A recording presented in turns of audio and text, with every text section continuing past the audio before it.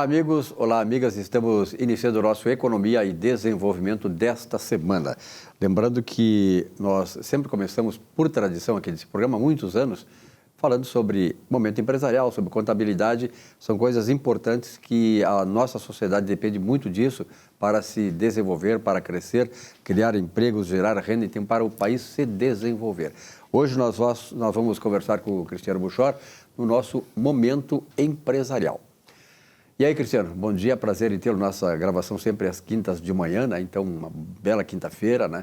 E hoje nós combinamos aí de falar sobre o protagonismo contábil, que é uma coisa importante. Nós sabemos aqui, temos destacado sempre, né, que a contabilidade é fundamental, não só para as empresas, né, mas para o desenvolvimento do país. Como é que tu encaras esse protagonismo contábil diante dessa realidade toda? Silvio, mais uma vez, muito obrigado. É uma alegria estar contigo nesse quadro Momento Empresarial para falarmos do protagonismo contábil. Silvio, como todos sabem, e eu gostaria também aqui de deixar um recado para os colegas, né? Se avizinha aí as eleições para o CRC, é uma renovação de 2/3 que nós vamos ter no Conselho de Contabilidade.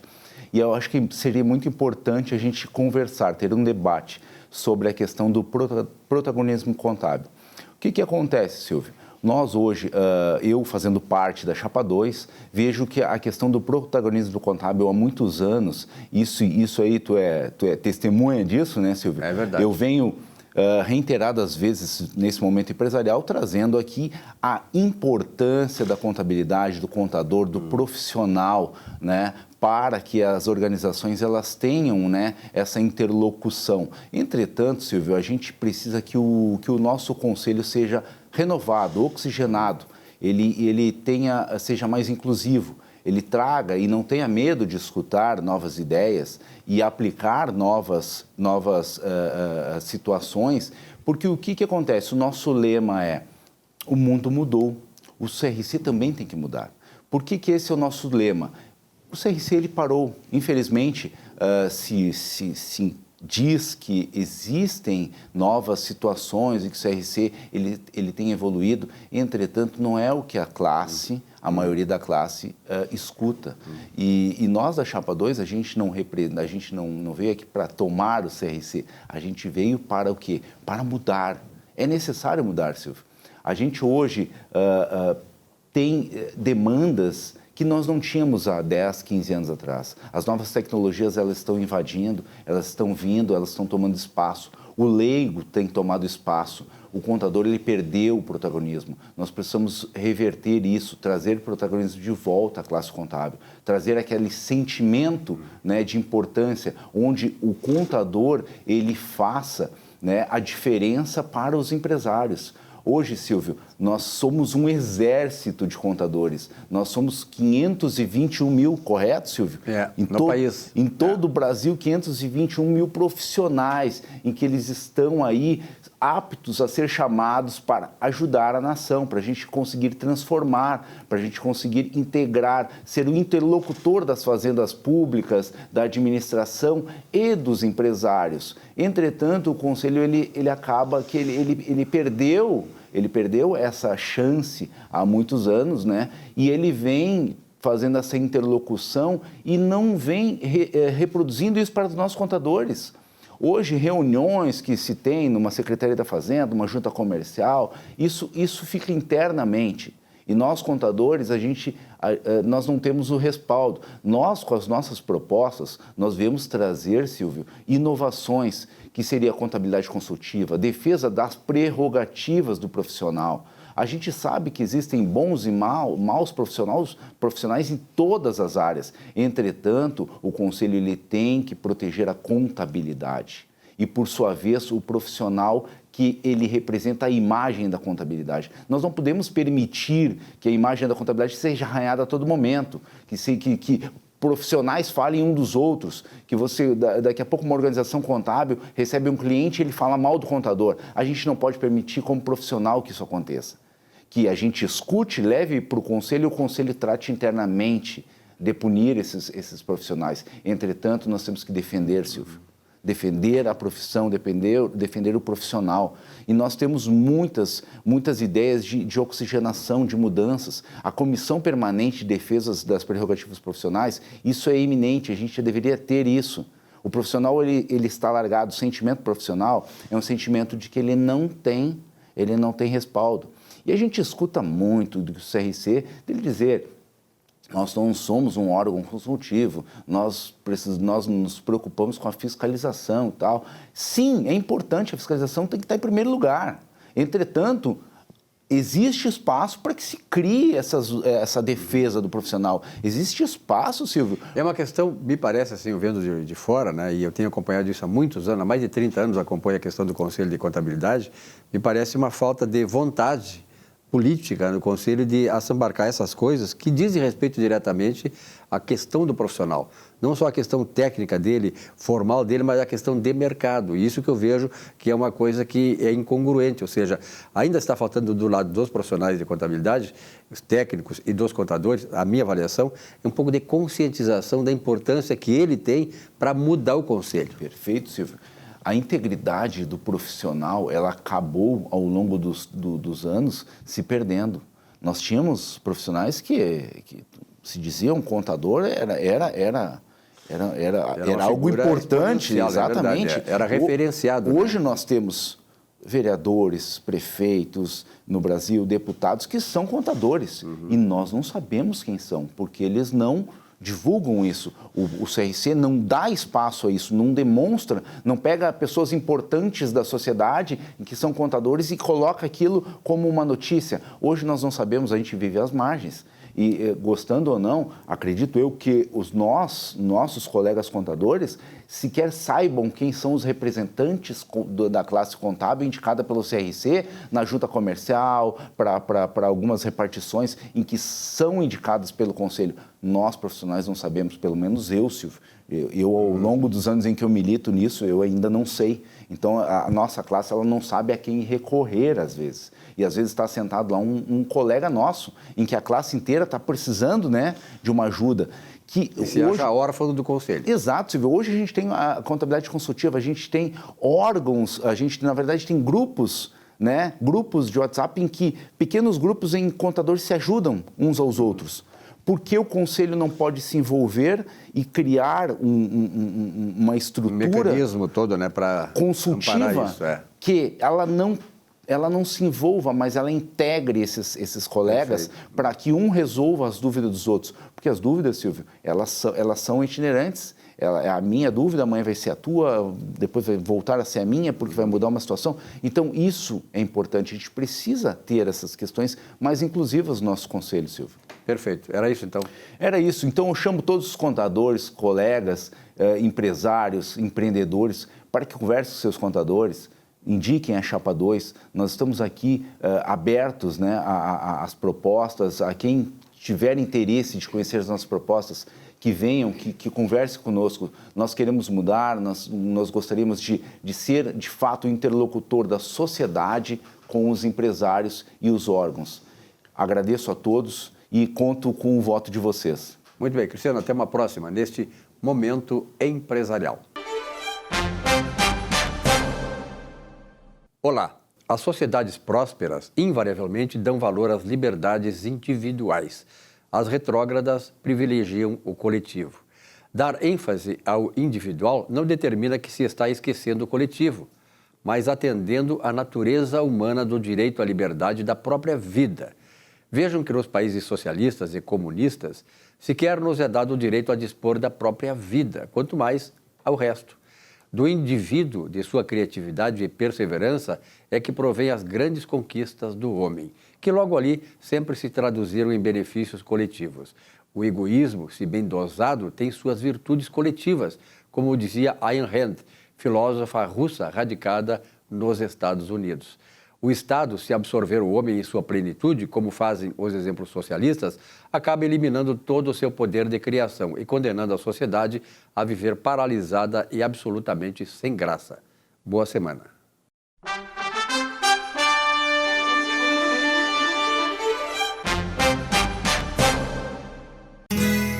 Ser gaúcho é preservar as tradições, É valorizar a educação e acreditar que um futuro melhor nasce nas páginas de um livro.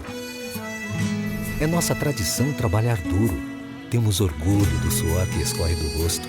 Ele reconforta a alma e sedimenta uma vida digna. É nossa tradição valorizar o passado para desenvolver o futuro. CMPC Celulose Rio Grandense. Desenvolvimento é a nossa tradição. Já pensou em ter o seu próprio canal de TV corporativa, exclusivo e impactante? Somos a solução para empresas que desejam modernizar seus processos de comunicação. Solução Mídia Digital, transformando a forma como você se comunica.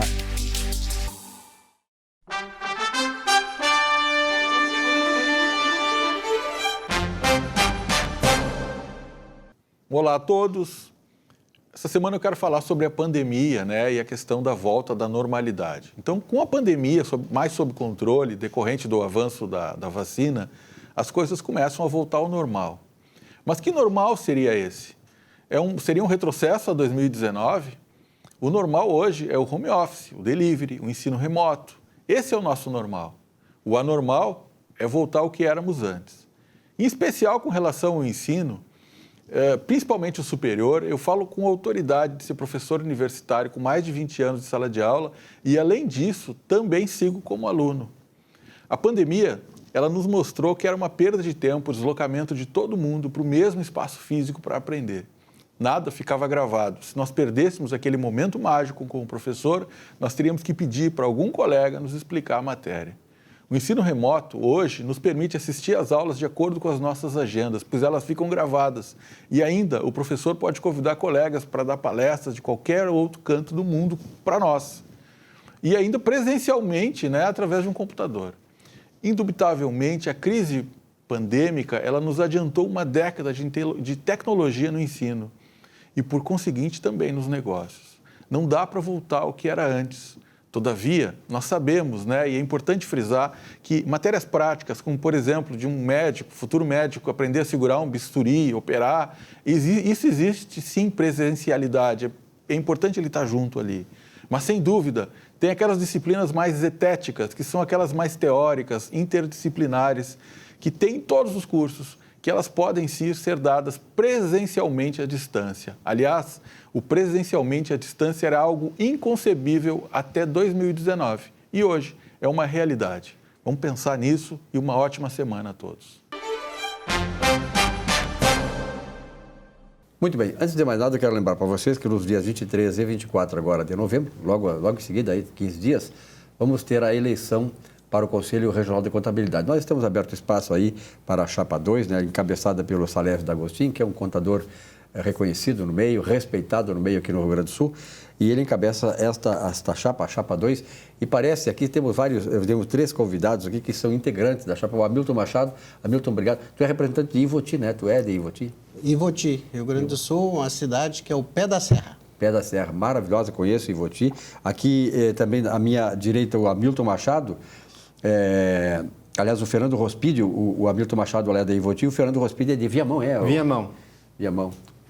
Primeira capital. Era do meu amigo Rogério Mendelski. Isso, Cano Norberto também. Cano Norberto, é? Fazia transmissão ao vivo lá no Lago Tarumã. Cano Norberto foi meu chefe na TVE.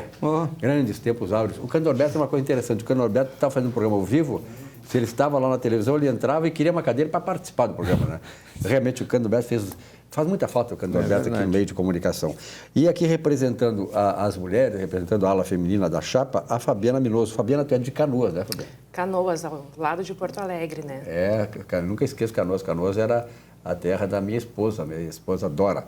E Canoas, como Canoas cresceu e se desenvolveu, né? Cresceu bastante, se desenvolveu, ainda tem mais ainda para poder crescer, Canoas, né, Silvio? Simpática, desenvolvida, sempre teve a sorte de ter prefeitos muito bons.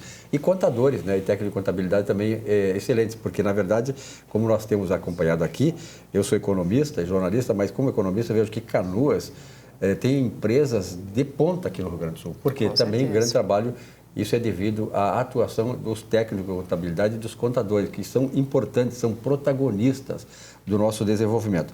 Mas, Hamilton, vamos falar o seguinte, a Chapa 2 está esquentando. Com certeza absoluta, né?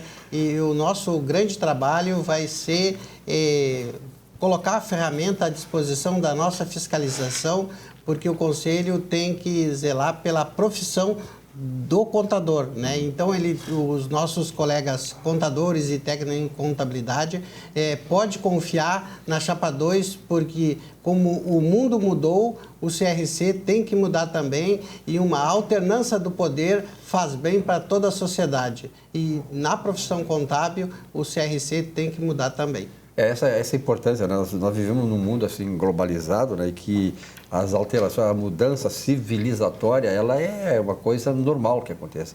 Só não acontece em algum determinado segmento. A questão do conselho, eu acompanho muito de perto, é uma das coisas que precisa mudar. Para o bem dos contadores, para o bem da instituição, né? Rospide, me diz uma coisa, como é que vocês estão fazendo essa transmissão da conscientização, né? Porque o contador e o técnico de contabilidade, eles precisam primeiro se conscientizar da necessidade da mudança. Como é que está sendo feito esse trabalho? Não, o que nós queremos, para mim é uma satisfação participar da Chapa 2, o que nós queremos transmitir aos colegas que o profissional da contabilidade, ele tem que ter um apoio, principalmente do Conselho, né? Que é o órgão que rege os contadores, o profissional da contabilidade. E a contabilidade, ela passa muito rápido, as leis se transformam de imediato. E nós sempre temos esse conhecimento. E tem profissionais da contabilidade, aquele pequeno empresário que está começando, hoje ele não tem o apoio do Conselho. É desassistido total. Desassistido, né? Ele não sabe para onde ele vai. E ele tem que estar atualizado. Porque o empresário, ele que cuida da empresa. E ele é o principal responsável. Ele é tipo um médico. O médico cuida da vida do cidadão. E o contador, ele vai cuidar da vida da empresa. Tu imagina se ele não dá uma informação exata para o empresário. Ele pode falir. E a responsabilidade é do contador. Perfeito. Então, e o Conselho teria que dar um apoio. E nós não temos apoio. Ninguém tem apoio do nosso Conselho. E nós estamos aqui para tentar mudar. Queremos mudar com essa nossa chapa. E sangue chapa novo 2 vai mudar. E não é questão de sangue novo, é de mentalidade nova. De mentalidade. Né? E o Conselho hoje eles querem perpetuar no poder. Eles não querem largar. E eles não sabem mais o que é certo e errado. Então, o momento é agora de mudar. Então, nós pedimos aos nossos colegas contadores, os profissionais da área da contabilidade, vamos mudar para o bem da nossa profissão. Tu falaste aí na questão dos médicos, né? Eu acompanho muito também a questão do Conselho Regional de Medicina. O Conselho de Medicina age exatamente o contrário. Ele se renova muito seguido. Agora mesmo houve uma eleição do Conselho de Medicina e o Conselho de Medicina tem uma atuação exemplar. Ele faz exatamente aquilo que vocês reivindicam que o Conselho de Contabilidade faz. Está sempre junto do médico, com cursos, reivindicando melhores condições de trabalho. Realmente é muito interessante. Eu fico pasmo de ver a atuação forte que o Conselho de Medicina exerce. É isso aí, Por que o Conselho de Contabilidade, né, Fabiana, não faz a mesma coisa? Exatamente, Silvio. E a gente percebe no dia a dia, todos os profissionais percebem que é chegada a hora da mudança. A gente pode citar vários exemplos, né? Eu trago um aqui que é um exemplo prático do dia a dia. A questão de... Os profissionais têm várias declarações acessórias a serem entregues, né, no decorrer do mês. E a questão de falha no sistema de recepção, né, de órgãos públicos. A resposta que a gente tem do CRC, sempre que os procura para informá-los dessa dificuldade, né, tão presente na vida do profissional, é que já enviamos o ofício ao órgão. Estamos aguardando a resposta. E quando essa resposta vem, é o seguinte, estamos providenciando as melhorias. Mas eu acho que o papel do CRC vai bem além disso, de mandar ofícios, né? Eles têm que ver se esses ofícios realmente estão sendo colocados em prática no dia a dia do profissional. Qual é a resposta realmente que vai fazer a diferença no dia a dia? Né? Agora, a gente tem uma questão também bem atual, que é a questão da 4ª fase do E-Social. Converso com muitos colegas e todos estão desorientados por parte do Conselho. Porque essa 4ª fase do E-Social diz respeito à saúde e segurança no trabalho. Nós, profissionais da contabilidade, não temos o conhecimento técnico para colocar essas informações dentro do sistema e nos responsabilizar pela transmissão desses arquivos. Eu, particularmente, não vi nenhuma orientação do CRC ainda a respeito. Já vi que a FENACON se posicionou contrária ao envolvimento das organizações contábeis na transmissão destes arquivos. Então, acho que, exemplificando, né, com exemplos do nosso dia a dia, onde está o Conselho em orientar o profissional? A gente sente falta disso.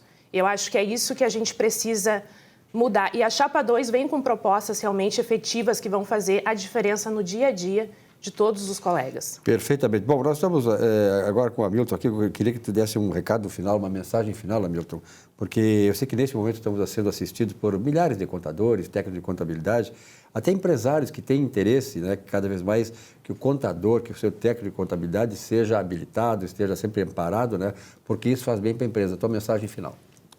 Eu quero pedir a todos os colegas da área contábil, o profissional, contador e técnico em contabilidade, que no dia 23 e 24 vote na Chapa 2, porque terá exatamente o representante seu dentro do conselho, vai ser o elo de ligação. E principalmente para o pessoal da Serra, da região ali de Voti, Novo Hamburgo, enfim. Eu serei o elo de ligação entre aquilo que o profissional precisa dentro do conselho e o próprio conselho de contabilidade. Então, no dia 23, vote Chapa 2. Fernando Rospide, teu recado final, tua mensagem para o pessoal que está nos assistindo aí, porque estamos nos aproximando, né? O 23 e 24 é logo aqui, desta eleição que é fundamental. Eu acho que esse é o momento mais importante que o Conselho passa, no sentido de ou avançar ou ficar estagnado, né? Esta hora. Eu acho que a mudança é importante para o profissional da contabilidade, porque nós temos que inovar, nós temos que melhorar o sistema, criar um sistema de consultoria para o profissional da contabilidade, para ele se amparar, para ele ter um apoio. E para isso, nós precisamos mudar o conselho. Então, a Chapa 2 veio para mudar, e nós queremos mudar, mas precisamos do apoio de todos os profissionais da área da contabilidade, que nós vamos, com certeza, mudar o conselho para melhorar no estado do Rio Grande do Sul. Muito bem. Fabiana, lá de Canoas, teu recado final aí para o pessoal, chamamento para o pessoal aí da contabilidade. Então, a gente pede, né, para os colegas, para os amigos, dar esse voto de confiança na Chapa 2, a chapa da renovação. A gente sabe que a gente precisa mudar e avançar, e essa oportunidade que a gente tem nos dias 23 e 24 de novembro, vote Chapa 2. Muito bem, obrigado para você pela presença Obrigada. aqui. Lembrando que a Chapa 2 é encabeçada pelo contador Salés D'Agostinho, que tem uma história extraordinária, experiência. Ele é um cara muito ativo, muito interessado nas coisas. E tenho a certeza que no comando do Conselho de Contabilidade ele vai dar um up extraordinário, né? E vai beneficiar não só você, contador, técnico de contabilidade, mas a sociedade como um todo. E isso que nós precisamos, quer dizer, o Conselho também sendo fonte de energia e de geração de coisas boas para a sociedade. Obrigado para vocês. E sucesso. Um rápido intervalo, já voltamos com o nosso Economia e Desenvolvimento. Até já.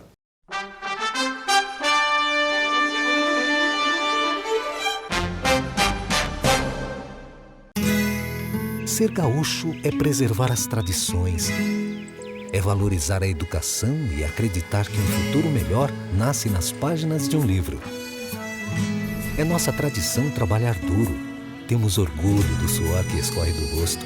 Ele reconforta a alma e sedimenta uma vida digna. É nossa tradição valorizar o passado para desenvolver o futuro. CMPC Celulose Rio Grandense. Desenvolvimento é a nossa tradição. Já pensou em ter o seu próprio canal de TV corporativa, exclusivo e impactante? Somos a solução para empresas que desejam modernizar seus processos de comunicação. Solução Mídia Digital, transformando a forma como você se comunica.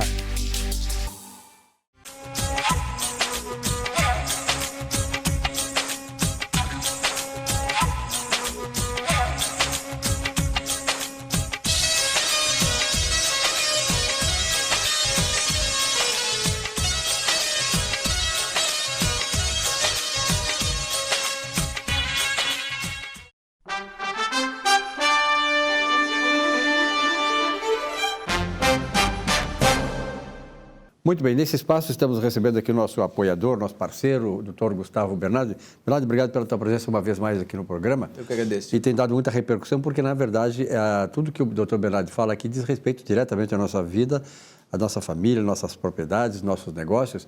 E temos aí, né, Bernardi, um quadro em que não só o governo federal, mas os governos municipais e também estaduais, eu acho que um pouco menor, digamos assim, a ativez, estão criando instrumentos de recuperação fiscal. É o caso de Porto Alegre com o Recupera Poa.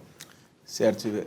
Na verdade, nós tivemos, na grande maioria dos municípios, programas de recuperação fiscal. Nós tivemos nos municípios litorâneos, que foi até julho, ótimos programas de recuperação fiscal. e agora chegou em Porto Alegre. Porto Alegre editou uma lei complementar número 911, em que instituiu um programa de recuperação fiscal de todos os tributos que são devidos ao município, né? Dentre eles aí IPTU, ITBI, taxa de coleta de lixo, taxa de fiscalização, que agora está caindo, enfim, todos os tributos municipais foram contemplados por essa lei complementar. Nós temos, vou te trazer aqui hoje, a possibilidade de renegociação das dívidas tributárias com o IPTU, porque o IPTU é, de longe, o tributo de maior volume de dívidas fiscais e de dívidas inscritas pelo município de Porto Alegre. Eu imagino também que seja o maior tributo do ponto de vista de remuneração da prefeitura, de renda da prefeitura ou não? Ainda é o maior tributo, mas nós temos em Porto Alegre, como uma cidade que recolhe muito ISS, Imposto sobre Serviço, o Imposto sobre Serviço ainda é muito grande em Porto Alegre. Perfeito. Okay? Mas as maiores dívidas são dívidas de IPTU. Então, o que nós temos? Né? Nós temos agora que inicialmente ia até o final deste mês, que é novembro, que é o final do mês de novembro, mas parece que vai ser prorrogado até o final do ano, né? A possibilidade de renegociar todas as dívidas tributárias com o município de Porto Alegre, dentre elas IPTU e ITBI, cujos fatos geradores sejam até 31 de julho deste ano. Então, isso é muito importante porque você tem descontos de até 90% na multa e nos juros. Você, desde logo, baixa os seus protestos, as suas inscrições em dívida ativa. Isso é muito importante porque isso traz de volta a possibilidade de você fazer financiamentos imobiliários, volta a possibilidade de ter crédito, cai Destrava a economia. Destrava né? a economia, permite a emissão das certidões negativas, que são muito importantes para os empreendedores imobiliários. Eu vou só trazer um dado aqui, né? Como é que é essa modalidade? Existe um site chamado Recupera Poa, né? Em que você entra ali, avalia as suas dívidas pendentes e suas modalidades de financiamento. Eu apenas vou detalhar que é muito importante que aquelas pessoas que têm execução fiscal, que têm embargos em execução fiscal, procurem o seu advogado e verifiquem a modalidade que seja melhor adaptada àquele processo que você está ali se defendendo. Veja, os descontos são de 90% para pagamento à vista, de 75% se você parcelar entre 2 e 12 parcelas, de 60% em parcelamentos de 13 a 24 parcelas, de 50% em parcelamento de 25 a 60 parcelas e de 50% sobre a multa e juros com parcelamentos de 61 a 84 parcelas, desde que as primeiras 4 parcelas contemplem 10% do valor da dívida. Então, são descontos consideráveis, não haverá outro programa de parcelamento... Outra oportunidade como essa. Com tamanho grau de desconto. Isto é fruto do retorno da atividade econômica, isto é fruto das dívidas que foram acumuladas no período da pandemia, mas isso é um esforço do município em permitir a regularização das dívidas fiscais do próprio município. Perfeito. Então, lembrando que isso provavelmente vai ser estendido até dezembro, né? Mas é importante as pessoas se anteciparem, né? Dezembro pode dar acúmulo de pedidos e tal, é complicado. A princípio, iria até o final deste mês, dia 30 de novembro, mas como há uma questão na lei em que obriga o contribuinte a desistir do processo judicial antes de fazer o parcelamento, isso criou uma celeuma ali, os advogados, temendo de se fazer a desistência do processo antes do parcelamento, começaram a postular uma melhora nessa dinâmica dos parcelamentos. Isso parece que vai permitir uma prorrogação até o final do ano. Doutor Gustavo Berardi, obrigado pela sua presença aqui e, sobretudo, esses esclarecimentos e esse apontamento é importante para todos nós, que tem, a maioria da população teve problema no ano passado, né, que é a questão da pandemia, e milhares de pessoas tiveram dificuldade em honrar os seus compromissos. O maior estoque de dívidas hoje municipais é o estoque de dívidas de IPTU. Perfeito. Um grande abraço e até a próxima. Um abraço, Silvio. Pois agora eu vou conversar com o André Gaspar, que é da Russell Bedford, que é da área de direção comercial, né? Diretor comercial da Russell. Obrigado, Gaspar, pela sua presença aqui, André. Bom dia, Silvio. Bom dia a todos. Sim, trabalho na Russell, na área comercial. Eu atuo como diretor focado em novos negócios com a administração pública. Perfeito. É uma área importante com a área pública, né? Com certeza, a nossa empresa dá uma importância, dá uma relevância. Temos um setor especializado nessa área.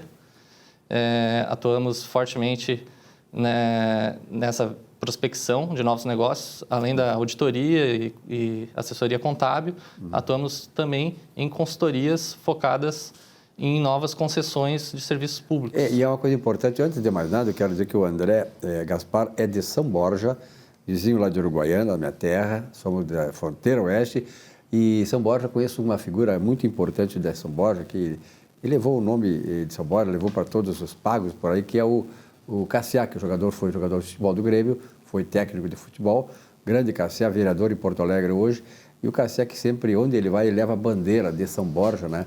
E o representante realmente de São Borja, fico feliz em ter aí o Gaspar também, o André Gaspar, como samborgense, uma terra maravilhosa, conheço São Borja, sou do Uruguai, conheço Itaqui, São Borja, aquelas cidades desse interior ali, aquela divisa com a Argentina, realmente é muito importante, eu adoro. Um grande abraço ao samborgense, aí na figura do André Gaspar, do meu grande amigo Cassiá Carpes, grande técnico e grande jogador. Se o Cassiá fosse hoje o zagueiro do Grêmio, não ia ser essa peneira toda que está sendo lá. Mas, André, então tu está falando nessa questão Fala um pouquinho da tua atuação hoje lá na Ração. Primeiro, obrigado pela oportunidade, né, por essa introdução. A Terra dos Presidentes também. Terra dos Presidentes também, isso é mesmo. Eu acho que é legal a gente trazer um histórico da Russell, só puxar um pouquinho na história. A Russell é uma rede internacional fundada lá na Inglaterra, e é interessante trazer esse histórico porque uma lei que está muito em evidência aqui no Brasil, no nosso cenário atual, é a lei das PPPs, e esse conceito nasceu na Inglaterra. Então a Russell já vem carregando um vínculo paralelamente e às vezes atuando diretamente em PPPs desde lá da sua criação do conceito. E quando o André fala em PPPs, é parcerias públicos-privadas, tá? Correto. E no Brasil também, coincidentemente, a primeira consultoria que a Russell prestou para uma concessão ou PPPs foi na PPP de São Paulo, na linha 4 amarela do metrô, que foi a primeira PPP em operação, que foi estruturada e listada e está em operação até hoje. Então, foi uma experiência bem relevante, onde a gente atuou em consultoria e verificação durante quase 5 anos. Então, vem desde o início da nossa história essa especialização com PPPs, formando, então, um time multidisciplinar e pronto, então, para observar cada oportunidade em todos os municípios brasileiros. E aqui no Rio Grande do Sul, como é que está se dando esse processo todo? Nós sabemos aí que os governos mais recentes aqui do Estado, né, eles começaram a se abrir para isso, quer dizer, eu acho que esse é um fenômeno nacional e internacional até, ou seja, de fazer com que o Estado seja menos engessado, seja menor e mais eficiente naquilo que tem que ser. E onde houver necessidade ou houver a oportunidade de uma parceria com a iniciativa privada, são esses chamados PPPs, que são fundamentais. Como é que está o processo aqui no Estado? Normalmente, em âmbito nacional, a gente já vê um grande movimento, principalmente no serviço de utilidade pública, começando por iluminação e saneamento, são os mais relevantes, que já foram os primeiros a serem estudados, então mais facilmente replicáveis. Então, Porto Alegre também não foi diferente, a PPP de saneamento na região metropolitana foi agilmente estudada, colocada em operação, assim como a iluminação pública de Porto Alegre, mais recente, mas também foi uma das primeiras. Na concessão de saneamento já é importante a gente visualizar uma atuação, uma nova figura nesse cenário, que é a do verificador independente, que a concessão de iluminação também terá. Isso é um serviço que vem sendo dado a devida importância pelos gestores, onde é contratado um fornecedor. No caso, essa experiência que eu citei da Russell na linha 4 amarela do metrô, é um serviço de verificador independente. E ele existe proveniente de uma carência, de uma dor e de uma oportunidade para você, no do caso, poder concedente. Exatamente, Porque ele precisa, além de todo aquele estudo, aquele esforço que ele faz no início, que é muito custoso também, e exige a especialidade dos servidores que ali estão alocados, depende também de uma gestão, que é onde começa o grande desafio. Esse verificador que tu falas aí, na verdade, assim, eu que como economista, acompanhei muito a questão da contabilidade e quando surgiu lá no final da década de 60 as auditorias, seria mais ou menos uma auditoria independente, né? Ele pode ser comparado, ele tem algumas características, sim, e principalmente por proporcionar uma maior confiabilidade da população, porque uma parceria sadia, boa, é aquela que é boa para todos os lados. Partes, né? O poder concedente, a concessionária e a população também, que são os usuários. É um tripé, né? O poder concedente, a concessionária e a sociedade. E além disso, né? Além da confiabilidade, o verificador vem para fazer a triangulação de informações. A principal atividade é a verificação de indicadores de desempenho, criação, monitoramento, mas tem muita coisa que não está ali descrita no papel, que ele realmente atua, que é na intermediação, soluções, às vezes evita conflitos, mas também propõe soluções. Então, a gente vê com uma grande relevância essa atividade. A nossa empresa vem dando esse foco lá desde 2011, nesse primeiro serviço, e investindo cada vez mais, a gente pretende aumentar a nossa participação. E mais ainda, uma coisa importante dizer, com gente especializada, né? A preocupação da Russell Bedford, ela é justamente de qualificar cada vez mais esse número de diversidades profissionais que estão lá no quadro da Russell, porque habilita a empresa a ser realmente uma empresa capaz de dar esta transformação que o Estado precisa. Com certeza. A gente vê nessa função também tem uma função social aí, com certeza, que eu atuo no lado privado, mas acredito que quem está lá estudando por lado do governo se orgulha após a conclusão de um projeto, de um parque que antes estava abandonado, agora tem vida, iluminação, novas lâmpadas de LED por toda a cidade. Então, a gente se orgulha em participar, tanto no acompanhamento, na gestão, mas desde o início acompanhando. Desde o início do processo, né? A gente, então, tem esse grande interesse em continuar auxiliando a administração pública na elaboração desses projetos e acompanhamento.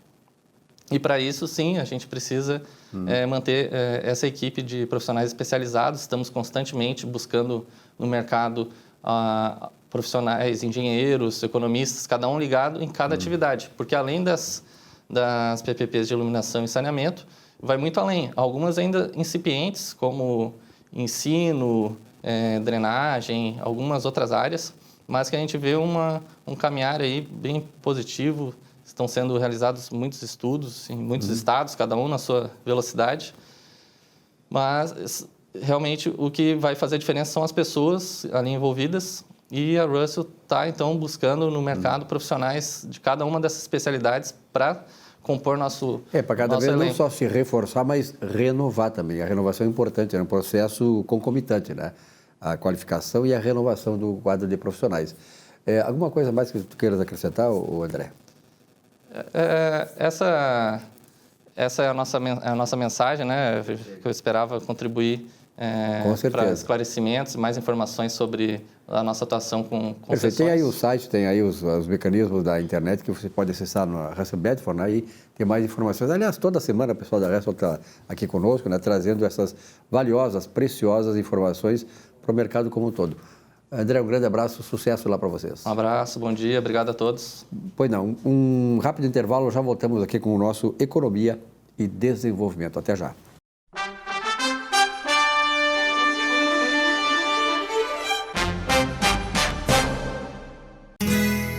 Ser gaúcho é preservar as tradições, é valorizar a educação e acreditar que um futuro melhor nasce nas páginas de um livro.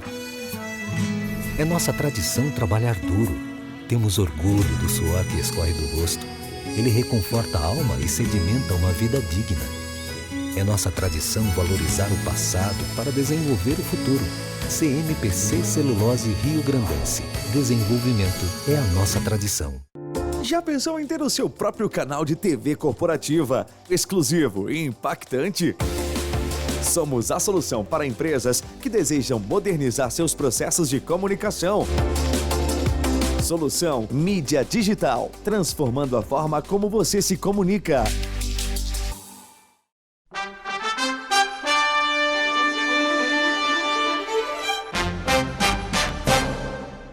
Muito bem, nesse último bloco do programa desta semana, estamos recebendo o nosso comentarista, apoiador, parceiro, amigo, Dr. Michel Soares. Michel, muito prazer em tê-lo aqui novamente, é uma honra dividir a bancada contigo.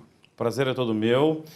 Silvio, eu adoro participar do programa e com muita honra me faz agora poder fazer parte do último comentário e estamos aí à disposição. Na nossa entrevista de hoje. Então, Michel, é o seguinte, Michel é especializado na área da Previdência Social, tem muitas novidades, isso aí é uma coisa que muda muito. Aqui no Brasil, né, nós sabemos que legislação partindo do governo federal, qualquer lei sempre é modificada, alterada, enfim. Nesta área da Previdência Social, o que é mais de novo, o que mais aconteceu recentemente? Claro que sim. Silvio, nós tivemos agora em 2019, né, 2019 nós tivemos a emenda constitucional número 103, que está vigorando, e ela alterou drasticamente os benefícios previdenciários. Drasticamente porque todos os benefícios foram atingidos. Aposentadoria, os benefícios por incapacidade e hoje especificamente gostaria de tratar sobre as pensões, pensão por morte. O que ocorre com a alteração da emenda constitucional número 103, que que diferenciou e alterou drasticamente a lei 8.112? O que acontece? Hoje, não mais a pensão, ela é vitalícia e aquilo que o segurado que recebia o benefício deixará de pensão não será 100%.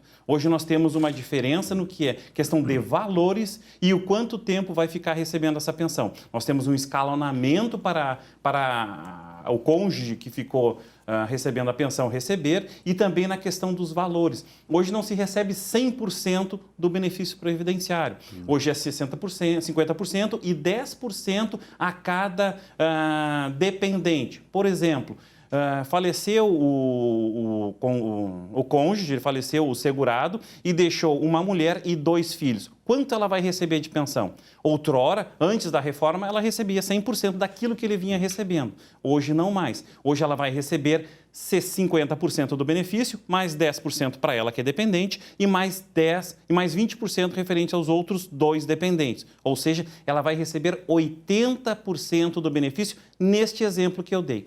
E o que mudou também, Silvio, quando essas crianças, quando esses menores forem adquirindo a maioridade, completarem 18 anos, ela deixará de receber aqueles 10%. Aquele 10% não vai mais agregar o que ela recebia, não. Isso volta para a União. Antes, o benefício, quando atingir a maioridade, quando o segurado atingir a maioridade, esse benefício, essa cota parte desse segurado, revertia-se aí para o benefício da mãe que ficou recebendo.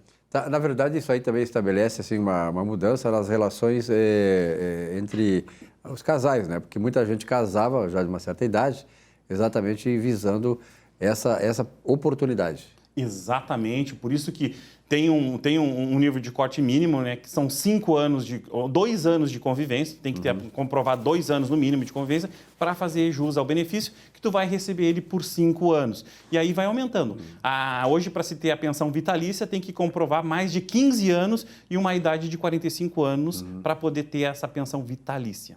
Tá, como é que está essa demanda no teu escritório?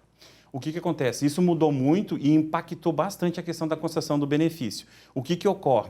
Também tem uma coisa importante, porque poderá ainda se ter acumulação de benefícios previdenciários? Sim. Exemplo de acumulação de benefício. Se a segurada é aposentada e vem a falecer o seu cônjuge, ela pode receber o benefício previdenciário independente da sua aposentadoria? Sim. Pode continuar recebendo, ela vai acumular. Mas não como era antigamente. Recebia 100% da pensão e 100% da sua aposentadoria. Hoje ela vai receber um percentual dependendo de qual for o melhor benefício, o valor mais vantajoso, e ela vai receber um percentual do outro. Então, isso também alterou bastante. E o que ocorre? Então, antes de encaminhar o seu benefício, antes de fazer esse encaminhamento junto ao INSS, é importante procurar um profissional, procurar um escritório para fazer um planejamento previdenciário. Esse planejamento previdenciário dará suporte para que esse segurado escolha o melhor benefício e ver se esse benefício é vantajoso ou não para ele. Isso é importante que tu coloca, né, Michel? É sempre buscar a assessoria de um profissional.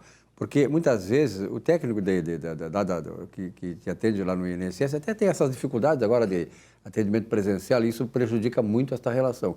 Então, o profissional, no caso o advogado, assim como nós falamos do contador, aqui o advogado também nesse aspecto da Previdência Social, ele é fundamental. Ele vai te facilitar, ele vai mostrar todas as alternativas que tem e aí você com ele vai ver a melhor alternativa que se enquadra dentro daquele seu desejo, da sua esperança, da sua expectativa. Isso é importante, né? Exatamente, né, Silvio? Como assim? Se você tem um problema médico, você vai procurar o médico. Se você está com cabelo grande, você vai cortar o cabelo no cabeleireiro. E o advogado não é diferente. Pois o advogado ele vai fazer um planejamento, ele vai fazer uma análise prévia, que hoje na área jurídica, Silvio, nós trabalhamos muito com compliance. O compliance já abrange não só a questão do direito previdenciário que nós estamos tratando, mas também empresas, ou prepara-se aí para que se minimize os riscos ou se minimize os prejuízos financeiros. Pois o trabalho do advogado é esse, é poder assessorar, prestar essa assessoria, não só o trabalho quando ocorre uma demanda judicial, não, é preparar, mostrar àquele que está contratando os serviços do profissional o que ele pode fazer, da forma que ele pode fazer e o que é melhor para ele para minimizar riscos ou então aumentar maiores vantagens quando receber uma demanda positiva. Michel, nesse período todo da pandemia, desde o ano passado, nós tivemos um represamento das demandas e dos atendimentos do INSS. Como é que está essa situação hoje? Já normalizou? Há um acúmulo de demandas sendo protagonizadas ou não? Olha só, Silvio, olha que interessante. Nem tudo foi ruim com essa questão da pandemia, né? Claro, aquelas filas que outrora se viam na frente das agências do INSS, hoje não existe mais. Essas filas estão virtuais. No entanto, como não há atendimento público, não há atendimento presencial, exceto para as perícias, que aí obrigatoriamente tem que ser feito presencial, os benefícios são encaminhados de forma virtual pelo site do Meu INSS. E sim, nós estamos tendo um impulsionamento na questão da análise do benefício, isso é favorável, isso é louvável, pois, sim, tem um certo represamento, mas está bem melhor, está fluindo melhor os prazos em relação ao que era antigamente presencial, com essa questão agora do virtual que o INSS adotou. Michel, e essa questão de encaminhar a aposentadoria? Porque tem muitos nossos telespectadores que estão assistindo, parentes, amigos e tal, que sabem da dificuldade que muitas vezes a gente encontrava de encaminhar a aposentadoria, o cara indo direto lá no INSS sem essa assessoria do advogado. Como é que está esse procedimento hoje? Silvio, sim, ele está amplamente divulgado e acessível a qualquer segurado que tiver de posse dos documentos para a aposentadoria e tiver uma internet, poderá sim encaminhar seu benefício. Mas aí nós retornamos àquilo que nós conversamos, o planejamento previdenciário. Eu bato nessa tecla, Silvio, porque assim, o que é uma aposentadoria? A aposentadoria você contribuiu, dependendo do caso, 35 anos, 30 anos, 25 anos, então você teve todo esse tempo de contribuição. E a aposentadoria se faz uma vez só. Então é importante que tu faça uma análise prévia. É um tiro só, né? Tu tem um revólver com uma bala só, tem que acertar no alvo. E exatamente. E depois desfazer esse ato da aposentadoria é difícil. Você vai ter que fundamentar e para poder descaracterizar essa aposentadoria e anular essa aposentadoria é muito difícil, às vezes, por vezes, é feito judicial. Então, é importante que você procure um profissional, faça uma análise prévia, um profissional que entenda do direito previdenciário, tanto da legislação como o contador, se utiliza muito do serviço do contador, pois o cálculo do INSS ele é atuarial. Então, você precisa, além de ter a análise do melhor benefício, você vai ver que se o tempo fecha e também qual é o valor mais vantajoso, qual é aquele benefício mais vantajoso. Dependendo dos casos, se você fizer uma prévia análise, você vai dizer, olha, eu posso me aposentar hoje com um X de aposentadoria. No entanto, se eu esperar mais alguns meses, o meu benefício aumenta. Isso, infelizmente, o técnico do INSS que vai te atender não vai lhe informar. Hoje, pior ainda, pois o computador não vai te dar essa análise. Ele dá simplesmente a análise ali do tempo que é acessível no Meu INSS. Agora, esses pormenores, essas nuances do benefício, sim, é importantíssimo que você procure um profissional munido aí de conhecimentos jurídicos da legislação e as suas alterações e também da questão contábil para ver se o valor do benefício será mais vantajoso. Michel, existem muitos casos de pessoas que estejam agora tentando anular a aposentadoria que fez para um novo recálculo, uma nova formulação para se beneficiar melhor? Tem, Silvio. Sempre fica pipocando essas questões das reformas, das revisões, pois aquele que se aposentou sabe que é uma aposentadoria, ela é única, e por vezes é só aquela renda que ele vem receber, pois perdeu a capacidade de trabalho, o mercado de trabalho já não o suporta, já não o comporta, então ele fica só com aquele benefício previdenciário e sempre pipoca aí, ou então tem aí a questão das revisões. Hoje nós temos uma revisão em voga que está sendo discutida, é uma tese jurídica, viu, Silvio, que é a revisão da vida toda ou a revisão da vida inteira. O que é essa revisão? o INSS ele tem um nível de corte, julho de 94. Essa data é que o INSS utiliza para nível de corte na questão dos valores. E agora te pergunto, qual é a tese, qual é a motriz dessa revisão? E aqueles segurados, aqueles empregados que tiveram outrora, antes de 94, antes de julho de 94, bons empregos, recolhimentos altos. Por exemplo, servidores públicos que aderiram ao PDV, esses tiveram rendimentos altos. Eles são prejudicados. Então, por isso, há essa possibilidade de fazer a revisão da vida toda, que é utilizar todo o período contributivo para ter a média aritmética dos benefícios. Lembrando, média aritmética do benefício. Como é que é o cálculo? Se antes da emenda constitucional número 103, se excluía as 20% menores contribuições e ficavam-se com as 80 maiores contribuições para dar a média aritmética da questão do valor. Hoje não é mais. Hoje, com a reforma da Previdência, se utiliza 100%. Então, se faz o cálculo daquilo tudo que tu contribuiu e se faz uma média aritmética simples para ver como é que vai ficar o teu benefício previdenciário. Aí a importância dessa questão da vida toda, desta revisão, que vai analisar aquelas contribuições maiores que você teve. E isso só é feito através de uma assessoria de um escritório que é especializado nisso, né? Porque não tem como a pessoa saber os meandros disso, até é muito raro a pessoa que tem essa condição. E ainda, mesmo que tenha essa condição, ela não tem a fluência e o conhecimento das questões do INSS. Exatamente. Como nós estamos conversando, né, Silvio, é uma matéria muito complexa. Não só a questão da legislação, que você vai ter que suportar, também tu vai pegar contabilidade para poder ver qual o valor do benefício. Então, essa análise ela é multidisciplinar. Então, tu precisa de profissionais técnicos na área legislativa e também na área contábil. Michel, uma outra coisa que preocupa os aposentados e pensionistas da Previdência é a respeito do processo de consignação, de empréstimos consignados. Nós sabemos aí, tem nos jornais, nas emissoras de rádio e televisão, denúncias de exploração de aposentados e tal. Como é que a pessoa pode se preservar disso? Olha, isso é um grande problema mesmo, Silvio. Que bom que tu tocou nesse assunto, pois isso vem batendo as portas dos escritórios de advocacia e isso causa um problema e uma preocupação para aquele que litiga, aquele que milita no direito previdenciário. Por que litiga e preocupa quem trabalha no direito previdenciário? Pois nós estamos falando de benefício previdenciário. Benefício previdenciário é salário, é aquele benefício que se trata da questão dos alimentos, da manutenção da família. Que é o único, normalmente é o único. Exatamente. Então, aqueles que são pensionistas, aposentados, sofrem, pois com a informação, com a coleta de informações de número de identidade, número de carteira de CPF e também o número do benefício, há inúmeros benefícios, há inúmeros empréstimos a empresas que ligam, oferecem benefícios e empréstimos consignados referente ao benefício, onde não tem, com a questão da pandemia, não tem nem a necessidade de tu ir até a agência. Basta que uma ligação telefônica, um contato via WhatsApp, você faz a contratação desse benefício. Você ingenuamente concede os dados para esse agente financeiro e quando você se depara, tem a surpresa de ter ali um benefício, um empréstimo junto ao seu benefício. E depois, para tirar esse empréstimo, só através de uma ação judicial, onde você vai ter que comprovar que, de fato, não fez a contratação desse benefício, desse empréstimo junto ao seu benefício, para poder tirar esse empréstimo do seu benefício e ter ressarcido aquele dinheiro que indevidamente foi descontado. E o judiciário está atento nessa situação, Silvio, pois está condenando essas empresas, essas factories, essas empresas financeiras, com indenização por dano moral. Bom, um dos telespectadores mandou agora uma mensagem aqui dizendo o seguinte: qual é o melhor momento para pedir aposentadoria? Porque, às vezes, se tem a expectativa que vai acontecer uma coisa, vai acontecer uma mudança aqui e ali, então se espera essa mudança, que pode ir para melhor, ou se faz agora para evitar um mal maior. Sim. Bom, atendendo ao questionamento do nosso telespectador, aquilo que nós estávamos conversando agora aqui pouco, a questão dessa frase, planejamento previdenciário. Esse planejamento previdenciário é que vai dar ensejo, que vai dar todo o suporte para a pessoa escolher o melhor benefício.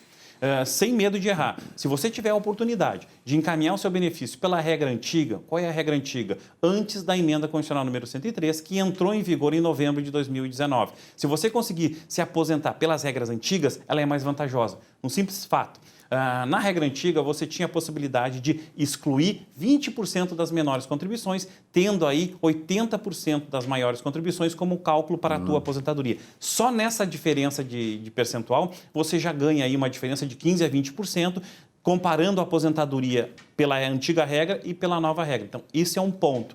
Então, respondendo ao nosso telespectador, o planejamento previdenciário é o caminho para que você possa fazer e encaminhar o benefício certo. Como o Silvio há pouco falou, é um tiro certo, é o único tiro que você tem. É a única bala. Exatamente. Você tem que explorar as melhores opções para poder escolher o melhor. E nada melhor do que ter um escritório de contabilidade, de advocacia, que também influi a questão da contabilidade, né?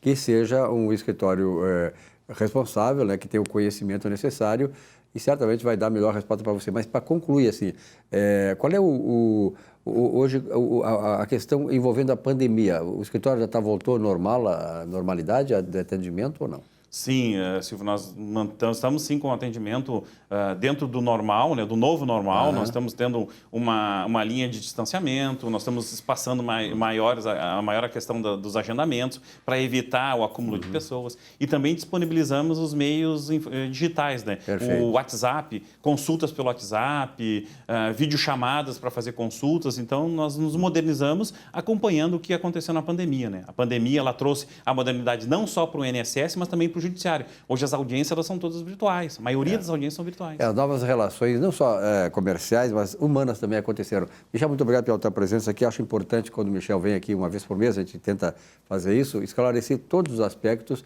relacionados com aquilo que é mais importante que está acontecendo com o INSS e diz respeito a cada um de nós. Porque se nós não estamos aí para nos aposentar, um dia estaremos.